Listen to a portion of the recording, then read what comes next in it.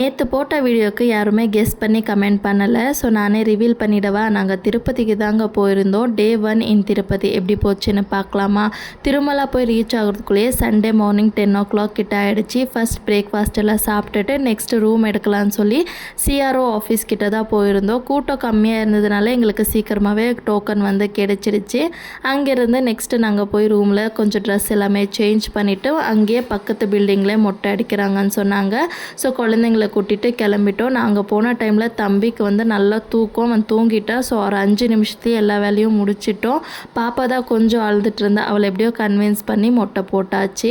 அங்கேருந்து வந்து fresh up ஆகிட்டு ஒரு 3 o'clock போல் நாங்கள் தரிசனத்துக்கு கிளம்பிட்டோம். ஃபஸ்ட்டு வராக சுவாமி கோயிலுக்கு போயிட்டு அதுக்கப்புறமா சுபதம் கவுண்டரில் நாங்கள் என்டர் பண்ணிவிட்டு போனோம். 1 hourலேயே எங்களுக்கு சூப்பராக தரிசனம் வந்து முடிஞ்சிருச்சு. அங்கே எல்லாமே சுற்றி பார்த்துட்டு நைட்டு வந்து ரூமில் ரெஸ்ட் எடுத்தாச்சு. டே 2 நெக்ஸ்ட் வீடியோவில் பார்க்கலாம்.